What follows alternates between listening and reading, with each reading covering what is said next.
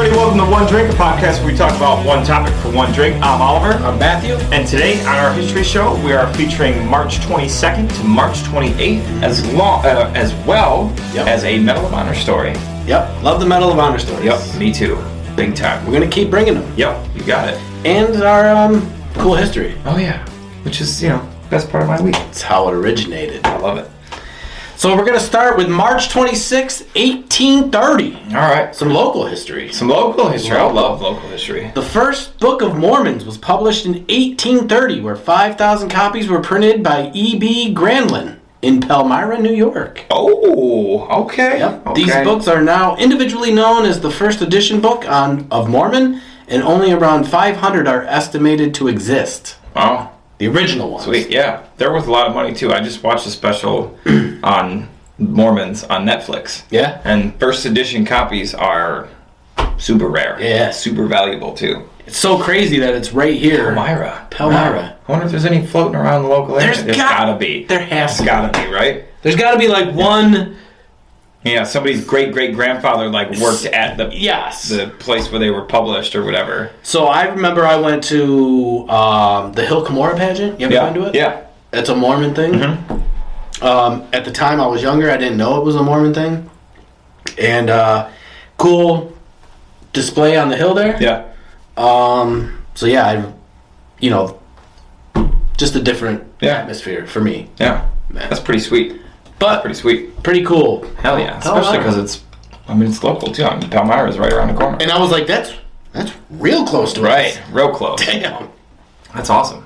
All right. I'm going to take us to March 23rd, 1775. Patrick Henry ignited the American Revolution with a speech before the Virginia Convention in Richmond stating, "I know not what course others may take, but as for me, give me liberty or give me death." Ah. Yep. Very famous quote. Famous. Very famous quote. But love it. It sparked a fire under our founding fathers' asses, and they were like, screw this. They were like, okay. We're going to do it ourselves. So how cool would it be if one of us just had a quote that was known? That just birthed the nation? Forever. Right. Or was known for all time? Yeah. That would be so fucking crazy. That would be sweet. And he probably didn't even... He just was saying it, you know? He didn't know that it was going to be... it could be one drink, one topic, one podcast. People are like, you know what? Telling you, they're going to find our shit in a time capsule someday in 300 years. And they're going to be like, what the fuck? Those dudes were so right. Yeah. I watched that show for one drink. One drink. One topic. Yeah. Interesting. And it was all on one podcast. Yeah. Damn. Revolutionary. These guys were geniuses. They were revolutionary. We'll be rotting in the ground and like, we finally got famous. Right. Shit. Now? Right. Come on, man. Can you bring us back to life? I mean, the technology shit. We'll keep making shows. Right. We know how to do it with a camera. You still got a camera. March 27th, 1790. Harvey Kennedy in England invented and patented the modern shoelace. The modern shoelace. All right. From jute, leather, hemp, cotton, and or other materials, shoelaces were made in the past. Modern shoelaces are created from synthetic fibers. Yeah. So I'm assuming way back... Yeah. I mean, shoes have been around forever. Yeah. They were just using like branches. Random, whatever they got. Yeah. Little strips of leather or whatever. Things together. He invented the modern shoelace out of fibers. Nice. I hope he still has the patent, or his family still holds that patent. I'm sure. That guy's worth a friggin' fortune. Yeah. Shoelaces. Right. All right. I'm going to take some March 24th, 1989. So, not that long ago, and most viewers that are watching us right now will probably remember this one. One of the largest oil spills in U.S. history occurred as the tanker Exxon Valdez ran aground in Prince William Sound off of Alaska, resulting in 11 million gallons of oil leaking into the natural habitat over a stretch of 45 miles. Whew. I remember that as a little kid. I do too. I was only 2, but I remember, as I was growing up, learning about it that it had just recently. And, you know, Yeah. I mean, the cleanup for that spanned decades. You know what I mean? So, And once again, it was in the ocean. yeah, I mean, it was our fault again. This poor ocean. Oh, it's chalked, dude. Chalked. I feel so bad for... Right, and that doesn't even have anything to do with all the plastic. I know. 15 trucks a minute, dog. Oh my God! But I mean, it is amazing how they tried to clean it up. Yeah, you know, the efforts, for the most part. the efforts for it were great. You know, I mean, people from the community and all over the country went there specifically to help and save the animals and whatever, you know. Yeah. But Dawn dish soap made a fortune. Dawn. Yeah, I can made a fortune. That commercial. Next oil spill, I'm investing in Dawn. right away. 100%. Click, click, click, click, click, click. Buy. Yeah. But I can't imagine that they got all of it out. No. You know what I mean? No way. There's probably, I bet you can still see remnant traces of where it was and how it happened, which is sad. Oh, that damn ocean. I'm telling you, man. You're supposed to go to the beach and be like, oh, I want to jump into the ocean. It's just a little duckling covered in grease.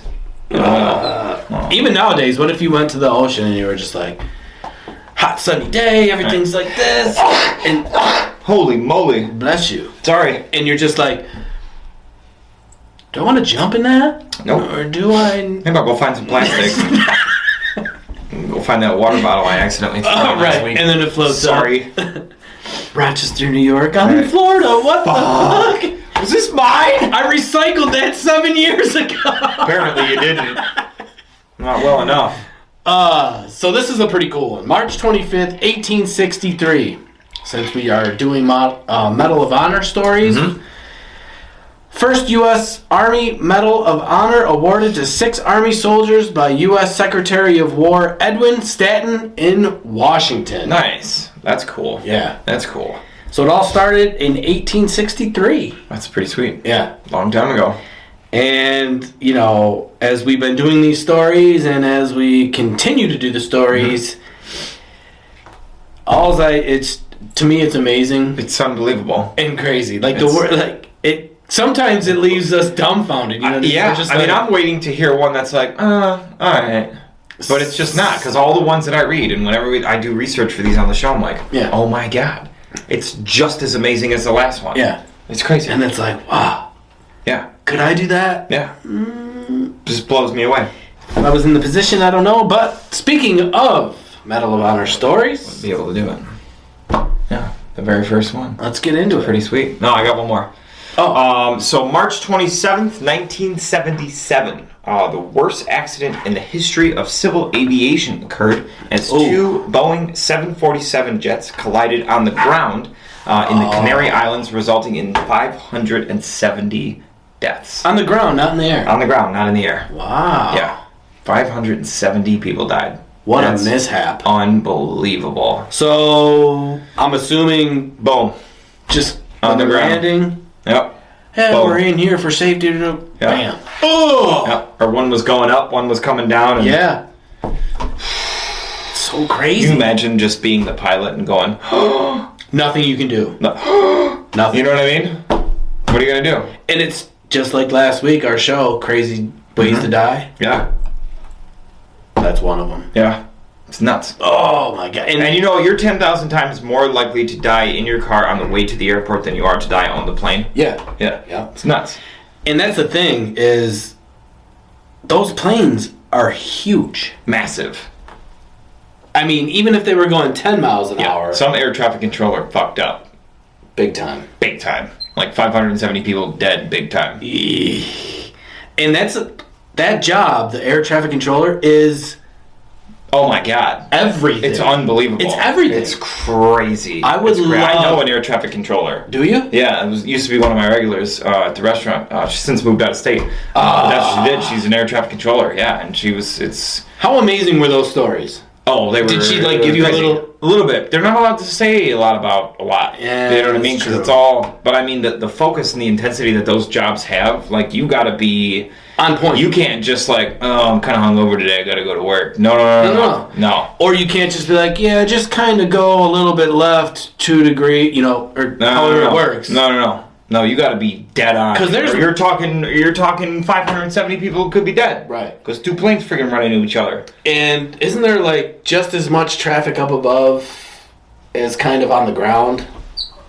You know what I mean? Know. Like, but I mean, there's a lot of planes that are in the air at any given time. Yeah. Like a lot.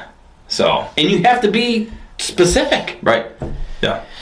Nuts. But that wouldn't that be cool just to like, It would be cool. just behind the scenes, just it gives me anxiety just thinking about like what they have to deal with like on a daily basis. God. It really does. It's crazy. So shout out to all the air traffic yes. out there for sure. Because we're gonna be flying soon, hopefully. Hey, you all never of know. us Coming to you from a new location. It's gonna be sweet. It's gonna be sweet. All right, so now Medal of Honor. Medal of Honor. Let's do it. Let's do it. All right, so we're gonna go World War II, U.S. Navy, Captain Cassin Young. All right. For his distinguished conduct in action, outstanding heroism, and utter disregard of his own safety, which I think that just goes for everybody. Yeah. Every soldier that stands for all of these Yeah. guys. Above and beyond the call of duty as commanding officer of the USS Vessel during the attack of the fleet in Pearl Harbor. Oh, all right. Territory of Hawaii, though. Yeah.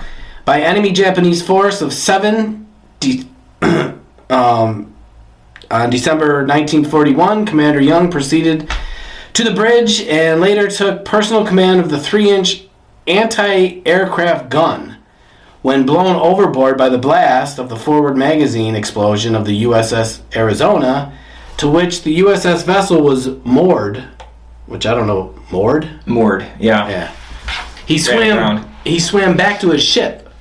So he got blown off of his ship. Blown off the Arizona is the big ship that went down in Pearl Harbor. Yeah. A lot of people died on the Arizona. Mm-hmm. So it was saying that on an explosion from the Arizona, it blew him off of his ship. Yeah.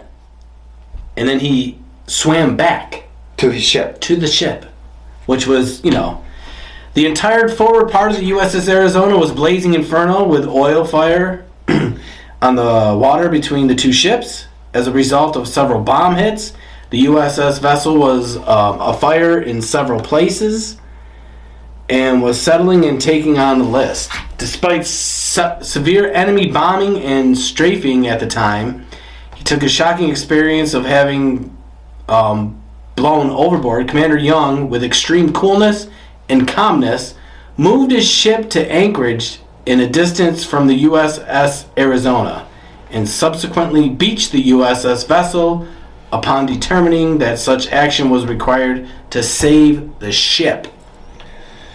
So he mans a gun and is shooting down Japanese planes. Yes. And he gets blown off the ship. Yep. Gets back on the ship. And then moves the ship. Moves it. While it was still, right, on fire, whatever. Moved it so that he could save it. Yes. So he could save an entire ship. And he did. A whole ship. A whole ship. After getting blown off of it. Yeah. And so... Let me tell you something, man. I get blown off a ship. I'm retired. You're thinking that the ship's going to go down? I'm retired. Yeah. I'm going to swim to shore and I'm retired. I'm done. I gave you enough. You blew me off a ship. Yep. You ever seen those ships? They're huge. Gigantic. Even if that was a small ship. Even the small ships are big-ass ships. So you got to figure he hit the water from 30, 40 feet. Yeah. Gotta be, right? Yep. And even swimming in those, like... Right, yeah, and the water's on fire. And you're still swimming back to your ship? Come on, man. And there's, obviously gunfire. They should have given this guy something even, more than the Medal of Honor, because that's crazy. I was just like, dude, this dude just saved a whole ship. And however many people were on that ship. I know. After getting blown, I still can't get over the fact that he was blown off of the damn thing. Yeah. Well, imagine how much force has got to come at you to physically blow you off of a ship. A lot. A lot. A lot. Yeah, so he and then you survive it. Right. Move. Oh, shit. And then have enough strength to be like, to get back on the ship. I'm going back. Right. I'm saving it. Docked it. And was like, we're good. That's crazy. crazy. That's just ridiculous. That's just well ridiculous. deserved. Right. Well Salutes deserved. to you, my man. I mean, Yes. that's just unbelievable. All right, so I'm going to take us to Vietnam, to Private First Class James Anderson, United States Marine Corps. Company F was advancing in dense jungle northwest of Cam Lo in an effort to extract a heavily besieged reconnaissance patrol.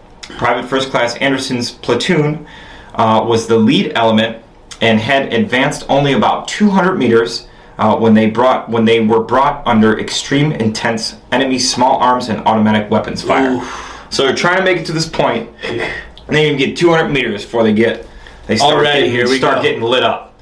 Ugh. So the platoon reacted swiftly, getting on the line as best as they could in the thick terrain, and began returning fire. Anderson found himself tightly bunched together with other members of his platoon only 20 meters from the enemy positions. So not only are they pinned down, but they're pinned down close. I mean, you're talking 20 meters. I mean, that's here to your neighbor's house. Ugh. Close, you know what I mean? Like, you're in it. You're in it. As a result of the firefight, as the firefight continued, several of the men were wounded by the deadly enemy assault. Suddenly, an enemy grenade landed in the midst of the Marines and rolled alongside Anderson's head. Oh. So how freaky. You're there with your boys, and then blink, blink, blink, blink, blink. But just, here comes a grenade. Blink, blink, blink, blink, blink. Just rolling right next to you. Come on. Unhesitatingly, and with complete disregard for his personal safety, he reached out, grasped the grenade, pulled it to his chest, and curled around it as it went off.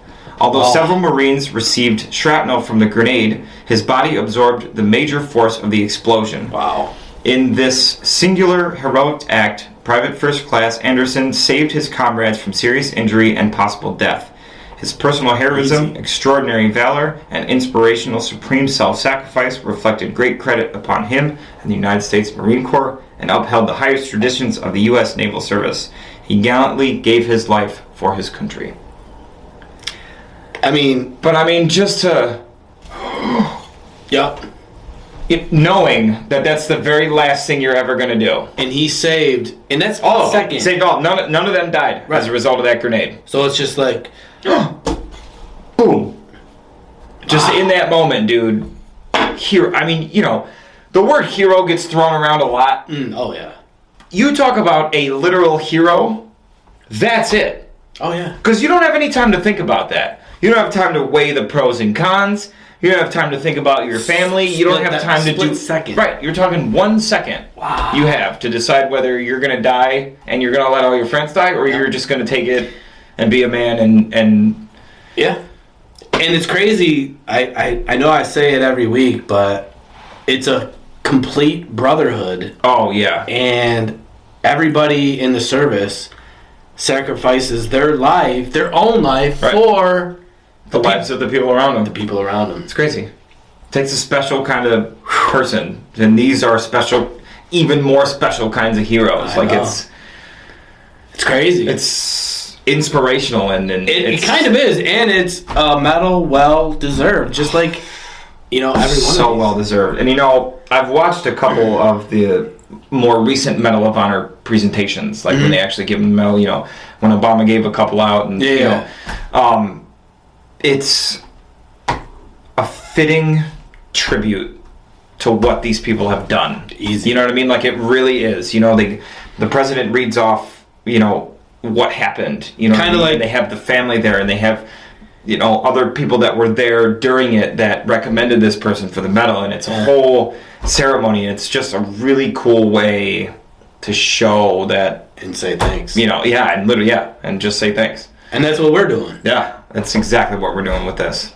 So. And I can't, we haven't had any, modern ones, but we'll get there. Oh, yeah, we'll get to them. Yeah, 100%. And unfortunately, as much as we like to read off, these crazy stories, unfortunately, a lot of them from the Civil War, they weren't documented. Oh, right. And they don't have, a full story. I was thinking that. A lot of them, we can't give, the due credit because the information just isn't there. Yeah. But, I'm sure maybe one of these days we'll go through a list of the ones. And I'm telling you, even those... that didn't get the stories, but... Those stories, Those have got to be even...